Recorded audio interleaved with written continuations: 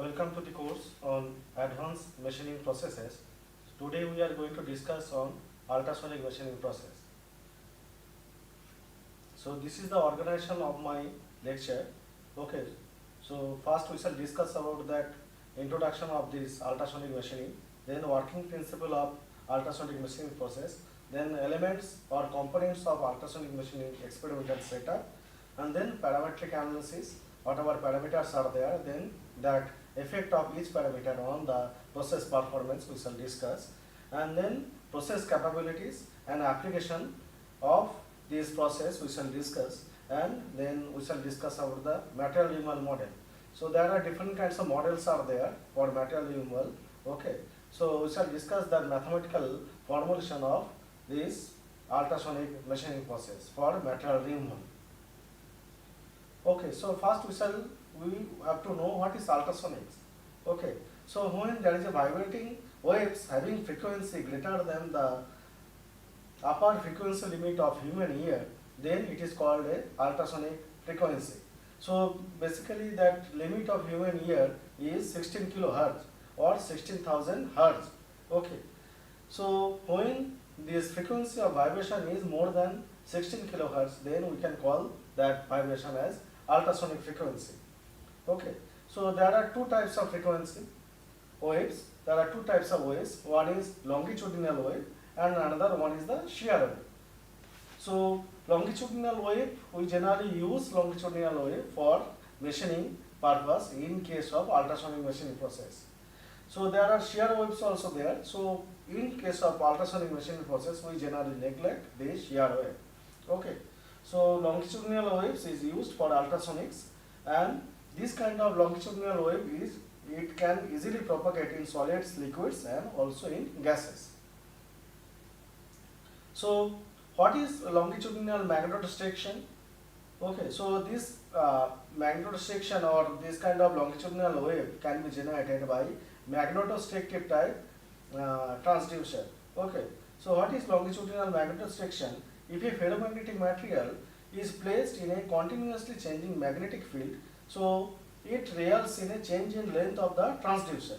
Okay, so suppose there is a change in magnetic field and we are putting on one ferromagnetic material inside that continuously changing magnetic field, there is a change in length of that material. Okay, so as we are giving a very high frequency of this current, okay, so for changing that magnetic field, so it will generate high frequency vibrating wave, so longitudinal wave. Okay, so that high frequency wave we can use or utilize for machining purposes. Okay, so there are different kinds of materials which can give ferromagnetic materials which can generate this kind of or suitable for this magnetostriction type transducer. So one kind of material is nickel, another one is the permalloy. So because it is basically alloy, okay, it consists of 40% nickel, 55% iron. Okay, another material is the permanganate, which consists of 49% cobalt, 49% iron, and 2% vanadium.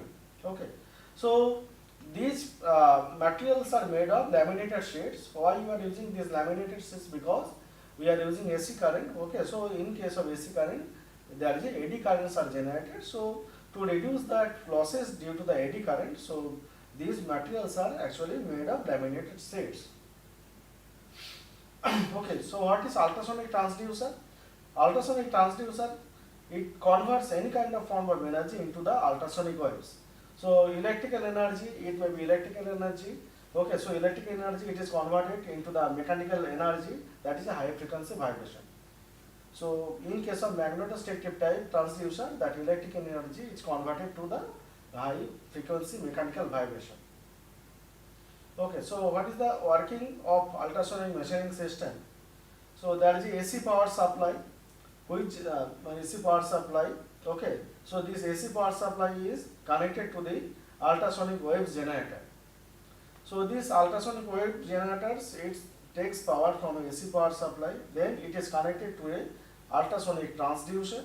Okay, then it is connected to a tool concentrator or tool horn, and then tool concentrator is connected to a tool, and then this tool is connected to a vibrating abrasives. So just below the tool, these abrasive particles are there inside the slurry.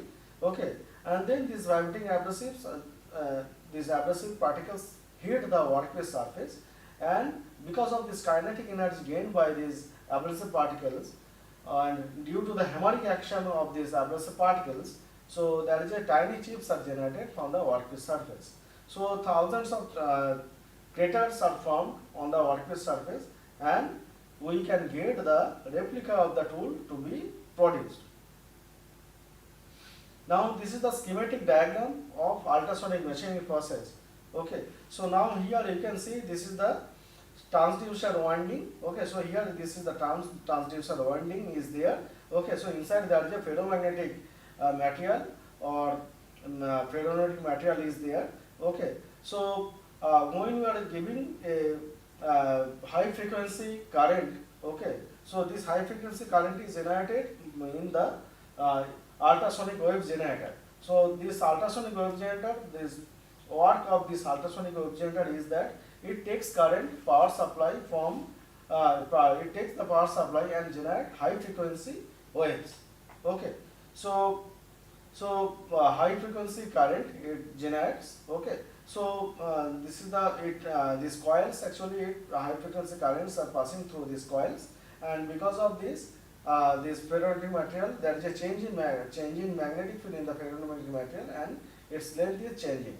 Okay, so this coefficient of ultrasonic coefficient is E epsilon. Epsilon is del L by L, where del L is the change in length of the magnetostrictive material, and length is L is the total length of that magnetostrictive material.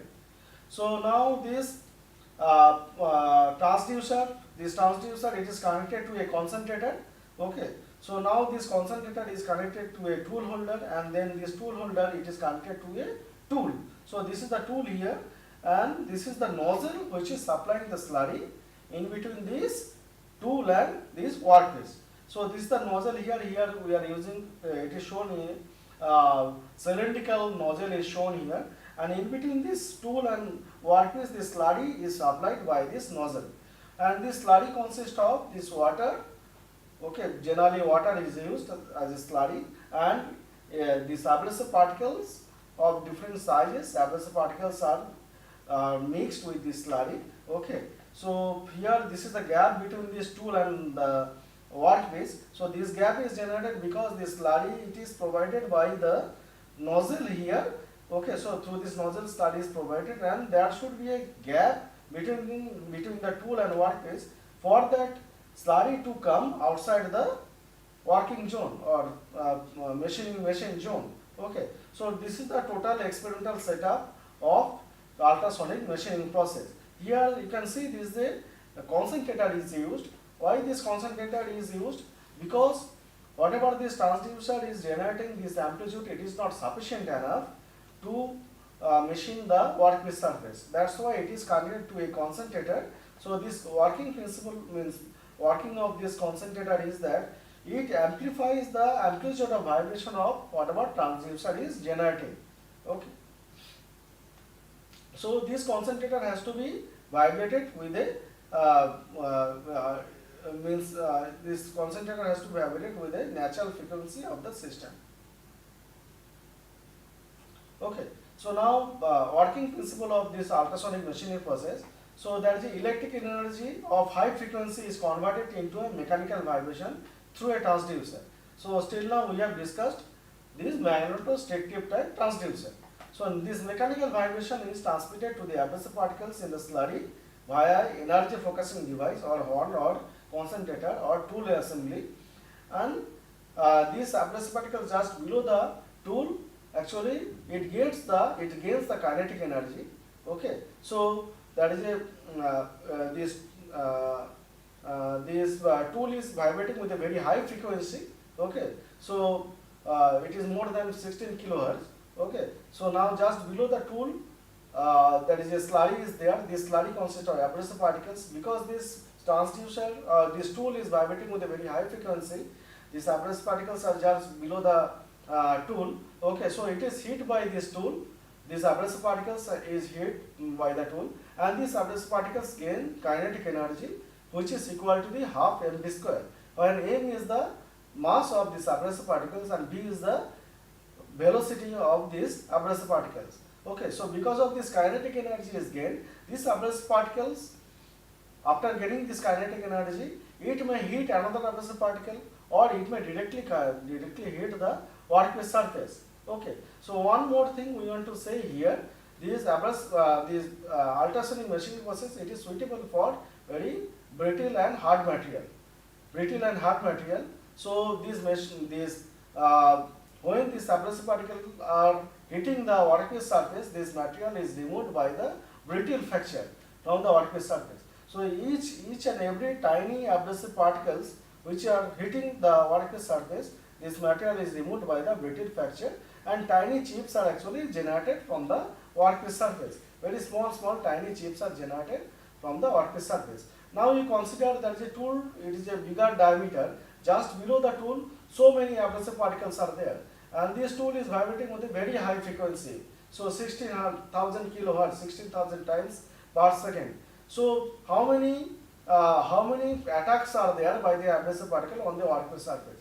So there are thousands of attacks per second by these abrasive particles. Because of this kinetic energy of these abrasive particles, it will hit, and these tiny chips will be generated, and after some time it will take the shape of the tool. Okay, so this workpiece surface will take the shape of the tool. So this tool should be the replica of the workpiece to be made on the workpiece surface. So any kind of complex geometrical shape can be generated, or it may generate through holes, or it may generate blind holes. It may be cylindrical hole, it may be square hole. Okay, any kind of things can be done by this ultrasonic machining process. Okay, so it is very popular among the advanced machining process, where this tool is workpiece is very hard material, and workpiece is very fragile material. Okay, suppose we are machining glass, or we are machining quartz. So so if we do this machining operation on a grinding operation, or you can do this drilling operation in a drilling machine or in a milling machine. So suppose this glass is there, so glass immediately it will break if we use any drilling machine or milling machine, or if you want to polish, if we do on a grinding machine, immediately there will be cracks will be generated. Okay, so because these are very fragile material and very brittle material, so that's why we need to have a very small forces. Now in this case, as the abrasive particles are not touching, this tool is not touching to the workpiece surface directly. Okay, so this energy is transmitted via these abrasive particles. Okay, so no matter this tool is touching to the workpiece surface, so this force coming through the individual abrasive particle is very less. Okay, so that's why this process is very good for brittle material, fragile material, and very thin section of materials. So there are two types of transducers are there. Okay, so now we understood what is transducer. This transducer it converts any kind of energy into the mechanical energy. So in our case, it is converting high frequency electrical energy. Okay, so through this ultrasonic wave generator. Okay, so it is converting this electric energy, high frequency electric energy, into a mechanical vibration. There are two types of transducers are there. One is the magnetostrictive type, another one is the piezoelectric transducer. In both the systems generate high frequency vibration. Okay, so magnetostrictive type already we have discussed how it is generated. So in magnetostrictive type, its efficiency is very less. Okay, so because most of the energy is utilized for the heating. Okay, so it generates lots of heat because its efficiency is low. So rest of the things energy is it is wasted because of heating. So that's why we have to use some cooling system to release the heat from the transducer. So it has a low efficiency, but it can generate high power capacity. Okay, so that's why when we need very high power capacity, we can use this kind of magnetostrictive type transducer. Another one is the piezoelectric type transducer. So all we know. So its efficiency is very high.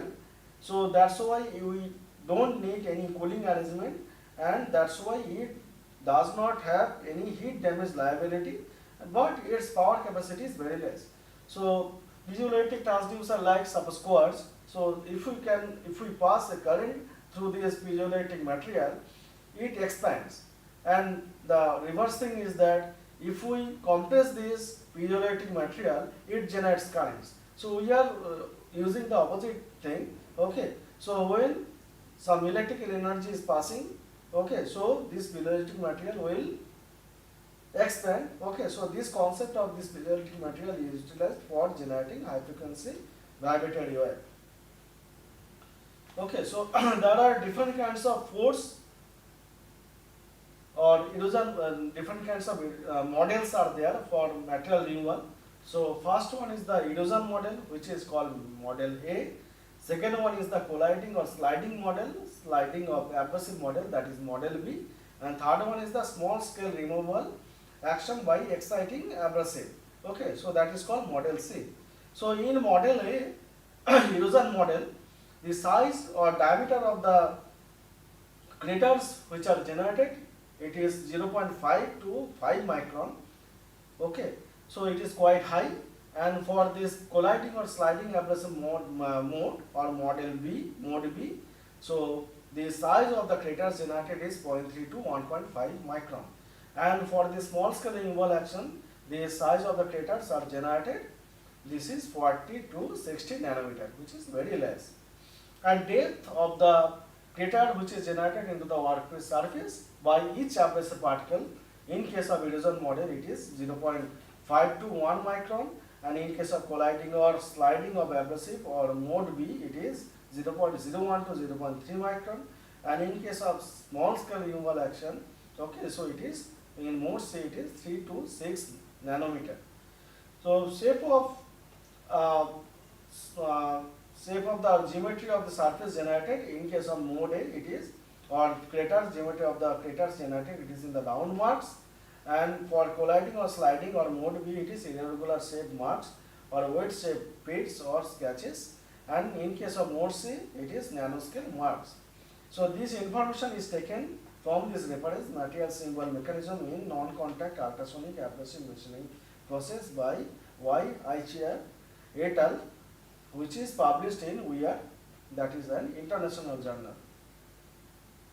Okay, so there are different modes are explained in this slide, also in the next slide. So this one is the mode C or small scale removal of the process. So these are the abrasive particles which is hitting due to the ultrasonic generator, or which is tool which is vibrating with the ultrasonic vibration.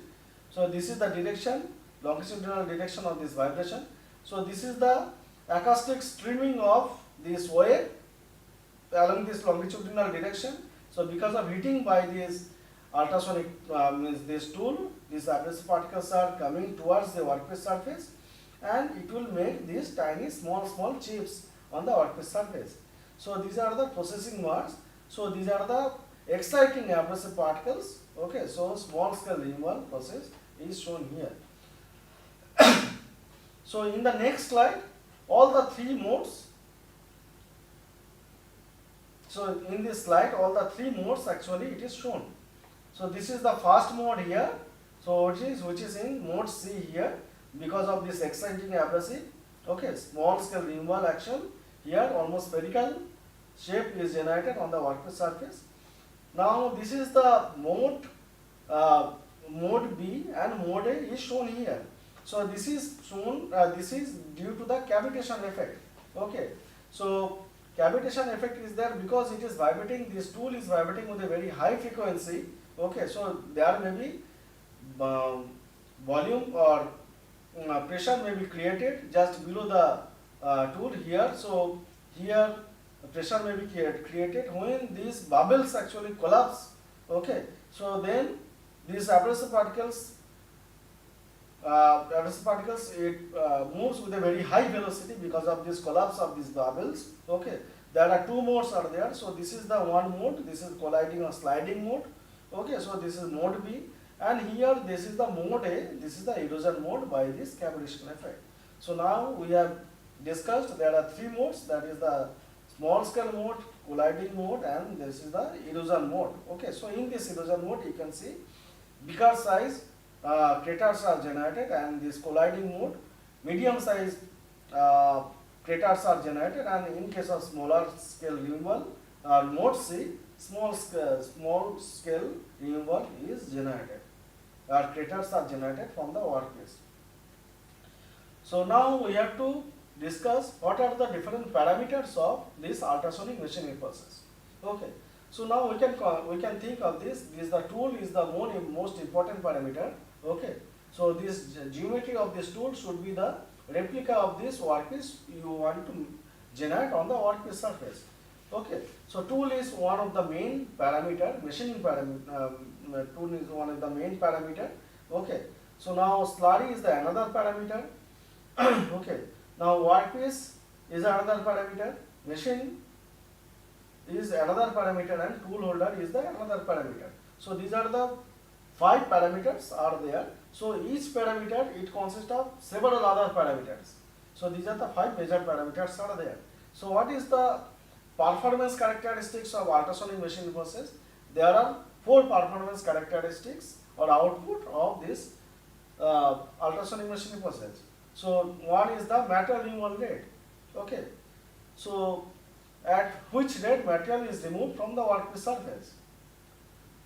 Okay. So this material removal rate are 2 types of material removal rate is there. One is the penetration rate, that is in millimeter per second. Okay. So that is the in downward direction at which rate this hole is generated, and another one is the volumetric material removal rate. So how much volume of material is removed from the workpiece surface. So this unit is millimeter cube per second. Okay.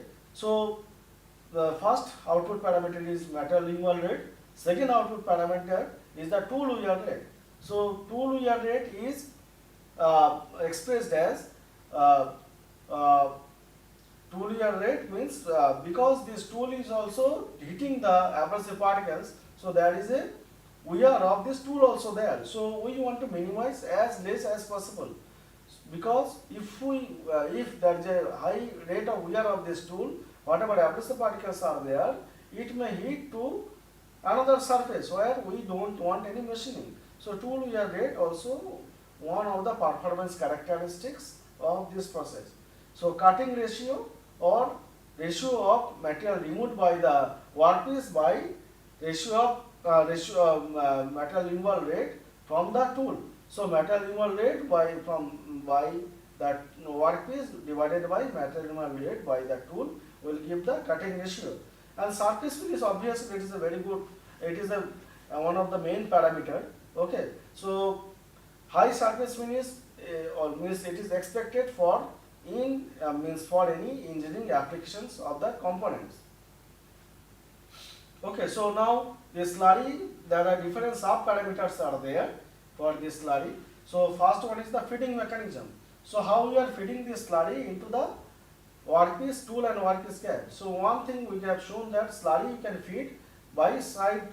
Okay, through a nozzle we can provide slurry, or we can make a hole into the tool itself. Okay, so suppose the tool is, suppose it is a cylindrical tool, so we can make a hollow cylindrical tool, and through this hollow area we can provide the slurry into the tool and workpiece. Okay. Now volume fraction of the slurry. Okay, so this is another parameter. Temperature of the slurry is also another parameter.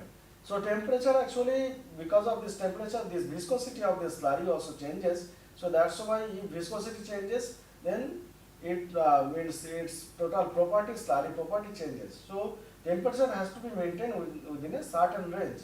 Okay, for getting efficient machining. So concentration of the slurry, that is also another parameter, and this slurry consists of abrasive particles also. So these abrasive particles type is also an important parameter. What are the different types of abrasive particles we are using? What is the grid size of these abrasive particles? And what is the liquid media or base media we are using for this slurry? And also viscosity of this media or slurry is also an important parameter. Now tool, what are the different parameters for this tool? This tool material is an important parameter. Then ductility of this tool material is an important parameter. So these tool material should be ductile. Okay. So because there is a machining is going on because of this brittle fracture on the workpiece surface, so it will take much more time for fracturing of the tool. So if it is made of this ductile material, and also finish of the tool also a very important thing. So surface finish also is important in case of this tool. Okay, geometry of this tool also very important. Okay, so we can do the tripping operation also. Suppose a bulk material has to be removed, so we can use, instead of a solid tool, we can use a hollow cylindrical tool also. Okay, so if we use this kind of hollow cylindrical tool and if it vibrates, so this circumferential area will be machined and total volume can be removed. Okay, so we are not removing the total volume, we are removing the circumferentially this hollow portion. Okay, in that hollow portion we are not doing machining, where these materials are there on the tool. Okay, so in that portion we are doing the machining operation. So another parameter is the workpiece. So type of material of this workpiece, hardness of this workpiece, strength of this workpiece, and thickness of this workpiece. So these things are actually matters. Harder material, it will take much more time, okay, for machining. Although this ultrasonic machining process also a very slow process, but if we machine very hard material, then it will take more time. Machine. So machine parameters are amplitude of vibration, at what vibration it is vibrating, and this frequency of this vibration, how many vibrations are there per second, that matters very much. And piezo type, what kind of piezo we are using. Also there is a static load is there, two static load. Okay, also there is a static load is there. And magnetostatic power input, how much magnetostatic power we are using. Okay. And tool holder, what is the material of this tool holder, what is the shape of this tool holder. Okay, that thing also matter.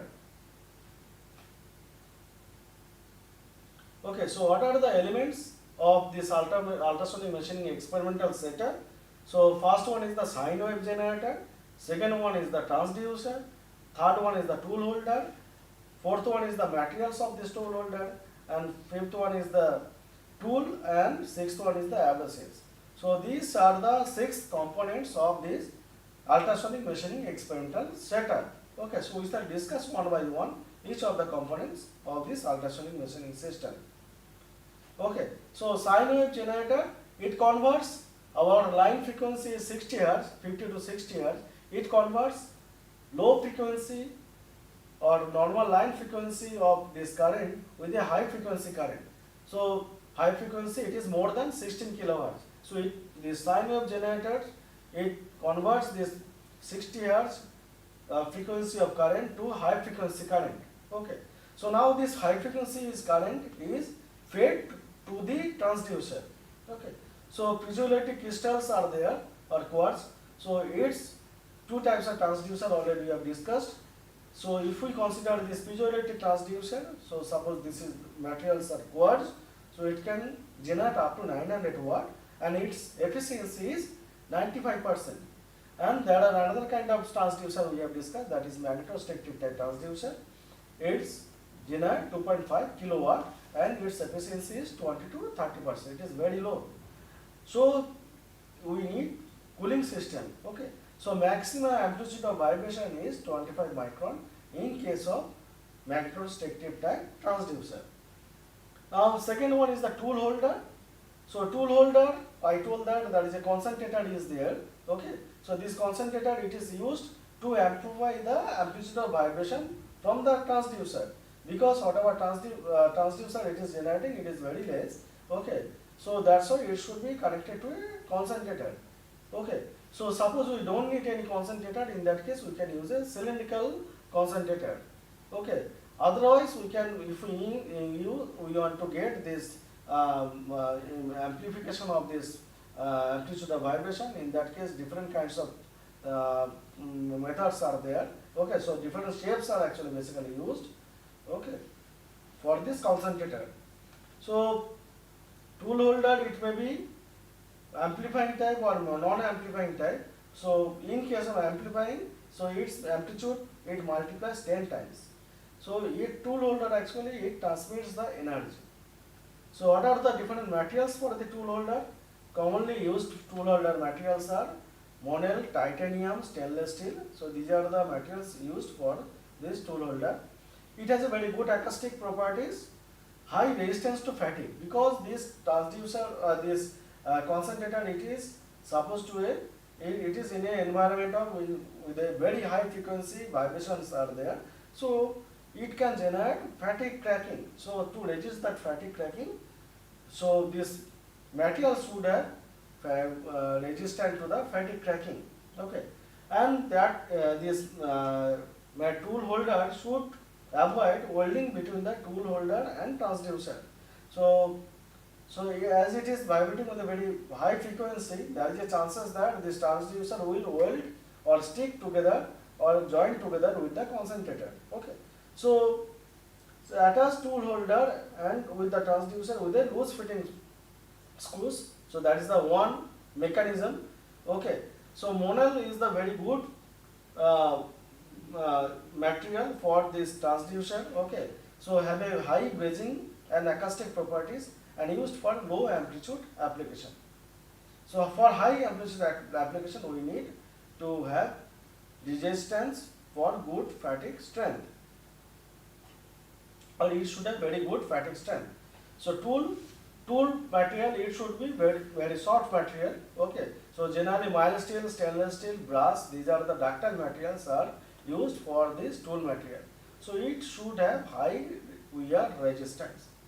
So surface condition for this tool should be good surface finish, and there should not be any scratches or scratch marks or machining marks on the tool, because if there is some scratches is there, abrasive particle will get hit by the scratches, and instead of vertically hitting to the workpiece, it will hit or reflect to some other places where we don't need any machining. We don't want any machining. Okay, so that's why this also, if there is a scratch marks are there, these scratch marks also can generate fatigue cracking there. It can generate cracks may be generated from that scratch marks. Okay, so tool design consideration are we have to consider for the overcut. So overcut is actually we cannot avoid overcut. Okay, so overcut is because of this. When tool is doing very means when you are doing the when we are doing the machining operation, then tool is fed towards the downward direction. So there is a tool feeding system is there, because every time we have to maintain the proper gap between the tool and the workpiece surface. Okay, so to maintain that we have to feed the tool towards the workpiece. Okay, so when it is fed towards the workpiece sufficiently enough to the bottom. Okay, so in that case what happens, there is a side wall, from the side wall of this tool also abrasive particles are hit, and it will cut, it will do the heating operation to the workpiece surface, and it will generate craters from the side walls also, or we can say that from the side walls also there is a, because of this transverse direction, these waves also do the machining operation. Okay, so there is a side cutting is there. So we have to reduce that side cutting as much as possible. So we have to consider this overcut and minimize. We have to minimize the fatigue problem by silver brazing of this tool and tool holder. By silver brazing of this tool and tool holder, we can reduce the fatigue cracking. So abrasives, different kinds of abrasives we can use. So here it is shown in the it is sorted with the means from lower hardness to the higher hardness. Okay, so aluminum oxide, this is the its hardness is lesser than other abrasive particles. Then more means silicon carbide has higher hardness than aluminum oxide. Then boron carbide, it is more harder than this silicon carbide. Okay, so in case of increasing hardness, it is shown here. Okay, so obviously this abrasive particle hardness should be higher than the workpiece material hardness. Then only it can hit the workpiece and there will be a brittle fracture. Otherwise, if hardness of these abrasive particles are lesser than the workpiece material, then it will not generate any crack from the workpiece surface. So selection criteria, what should be the selection criteria, which abrasive particles, because we have so many options are there, so many abrasive particles are available in the market, so which abrasive particles we should use. So it based on the hardness, size and life and cost of the workpiece material. Okay, and so we have to consider the what is the hardness of this, abrasive, size of this abrasive, life of the abrasive and cost of this abrasive we have to consider. Then workpiece material hardness also we have to consider. Suppose if it is very hard material like titanium, then we have to use this boron carbide. And desired material removal also an important. So we want material removal rate as high as possible, but at the same time we want very good surface finish. Okay, so if we want the material removal rate very high, in that case we have to consider harder abrasive particles. Okay, so desired material removal rate and surface finish of the workpiece material also governs the which abrasive particle we should choose. Low concentration of abrasive particles are used for default draining when length to diameter ratio of the hole. So what is the length and what is the diameter of this hole is very high. So L by D ratio, so it is called high aspect ratio hole. When this L by D ratio is very high, so in that case we have to use low concentration of this slurry, or in low concentration of abrasive particles in the slurry, so that these abrasive particles should reach each and every where into the tool and workpiece, that gap it should be uniformly distributed. Okay. So process performance,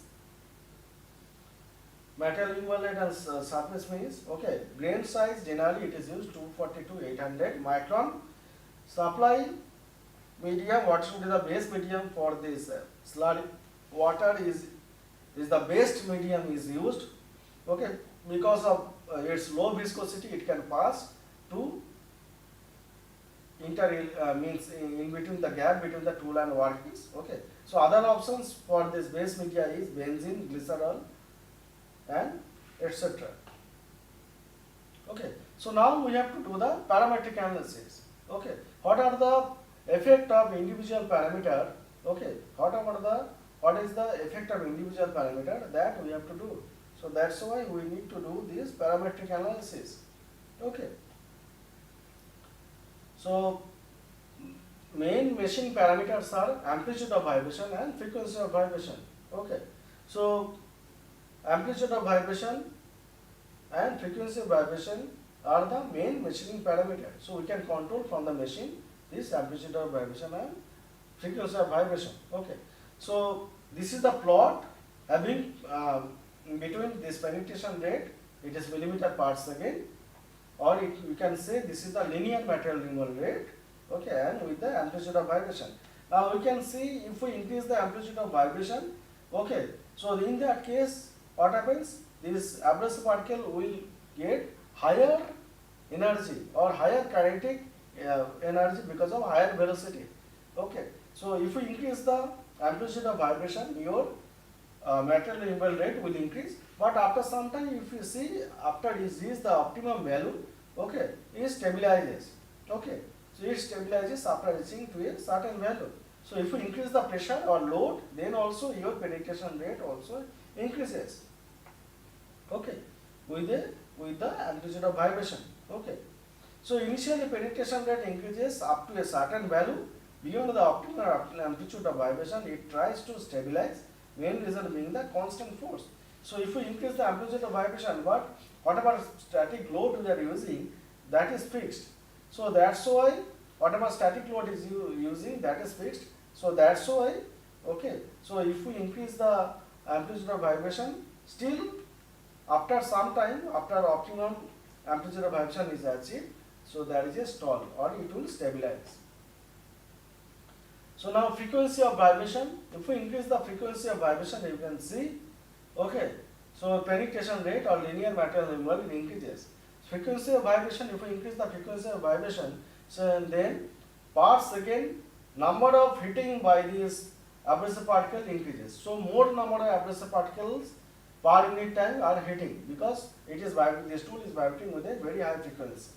So more number of particles are taking part into the machining operation. So more craters are generated. So then this means this penetration rate increases. But after some time you see this penetration rate stabilizes. So as the frequency of vibration increases, penetration rate increases because of the more number of abrasive particles per unit time on the workpiece surface. But after it reaches the optimum frequency, then you can see that it stabilizes. Okay, it stalls it when it reaches the optimum frequency of vibration. So grid size also affects the machining rate or penetration rate. Okay, with the increase in the grid size of those grids, okay, this penetration rate increases because bigger size abrasive particles hit and it generates higher higher volume of the chips, okay, or bigger volume of the chips. But if we increase the abrasive grid size, it reaches the optimum value, okay. But after some time, although we increase the grid size, then this machining rate decreases because energy, whatever this total energy per movement, okay, so it is fixed, okay. Force is fixed here, okay. So that's why whatever this energy, it is distributed among the abrasive particles, okay. So when these bigger size abrasive particles are there, now in that case there is a less less number of abrasive particle which is taking part into the machining, okay.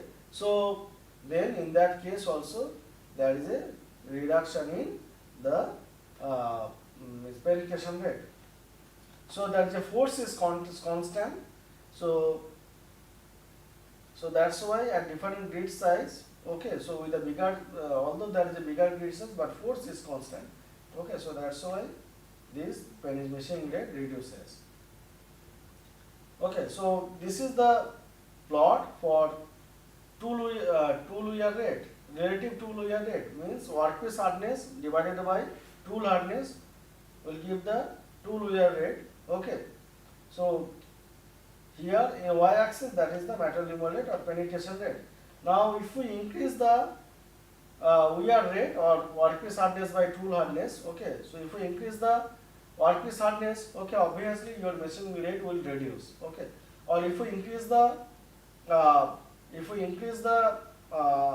decrease the tool hardness, okay, so in that case also your material removal rate will reduce. So as the hardness ratio increases, the material removal rate decreases because penetration rate is a function of workpiece hardness. If tool hardness decreases, then the abrasive can penetrate inside the tool to reduce the penetration rate in the workpiece. Okay, so this particle velocity also take part into the machining. Okay, so higher the velocity of the particle, your machining rate will be higher because this kinetic energy whichever is gained by these abrasive particles, it is utilized for the machining. Okay, so this kinetic energy is half mv square. Okay, so this kinetic energy, so this particle velocity increases, this kinetic, because of this kinetic energy increases, so machining rate also increases.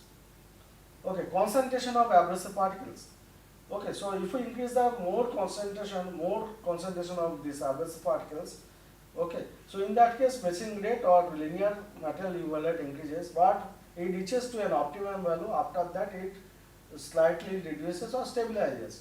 Okay, if we increase the concentration of these abrasive particles beyond a certain value, in that case whatever abrasive particles are there, they collide with each other. Okay, so they collide with each other. Okay, so collision with each other results in reduction in the machining velocity.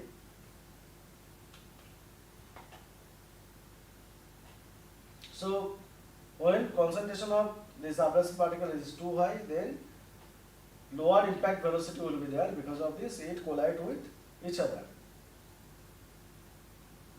Okay, so here it shows the static load. So in the next slide we shall show how to give the static load. Okay, so the static load is constant for a certain for a single machining operation. For every experiment, the static load is constant.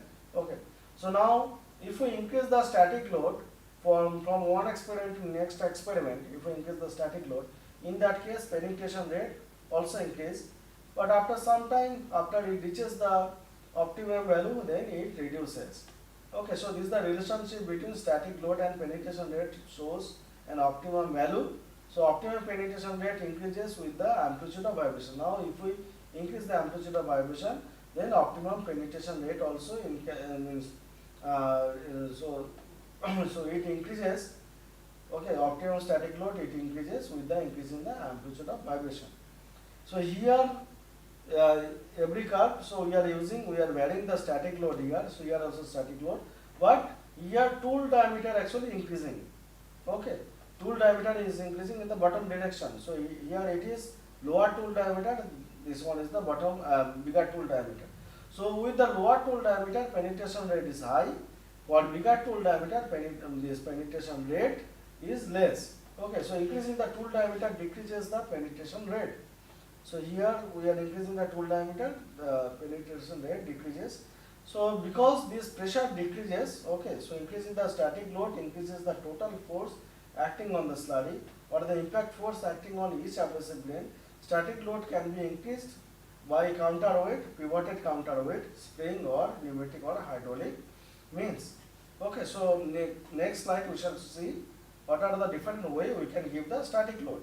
Okay, so this is one process for giving the static load to this tool. So this one is the counterweight is generating. By changing this counterweight, we can change the load given to the tool. So this one is the pivoted counterweight is used. So using this pivoted counterweight, we can give the load to the tool.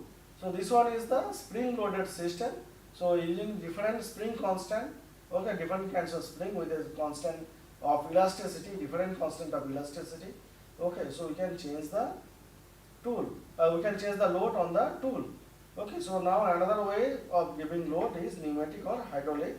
Okay, so by using this pneumatic or hydraulic oil or hydraulic pressure, we can change the load, static load on the tool. So process capability is a very important thing. So what is the capability of the process? Okay, so what material? So it works fine for hard and brittle material, because initially I told it because it brittle it makes a brittle fracture into the workpiece surface. So machining is going on by brittle fracture. So hardness in Richter scale, C scale. Okay, Rockwell hardness, HRC Rockwell hardness, it should be more than 40. Rockwell hardness in C scale, it should be 40. Okay, so this carbide, ceramics, tungsten, glass, these are the materials which are used for this as a work material. So surface finish achieved by this ultrasonic machining is 0.25 to 0.75 micron. Okay, so accuracy also is an important parameter. Okay, conicity of the drill hole is there. So you can see that after machining, this ultrasonic machining, if we are doing cylindrical hole, you can see this kind of conical shape of hole is generated because of this sidewall machining. Okay, so to reduce the conicity, we have to develop different kinds of mechanism. So one is the reverse shape of this tool. You can take the shape of this tool like this. Okay, reverse, so that it can reduce the sidewall machining should be reduced. Okay, can be reduced.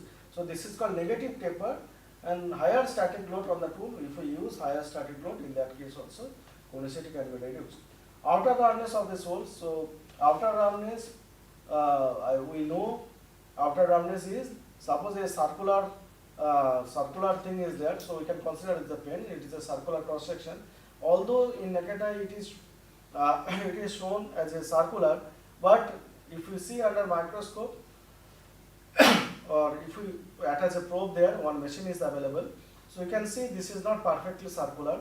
So in that case, we can it is not perfectly circular. So in that case, there is a constant means in between this circumscribed and inscribed circle. This mid circle passes through this circumscribed and inscribed circle.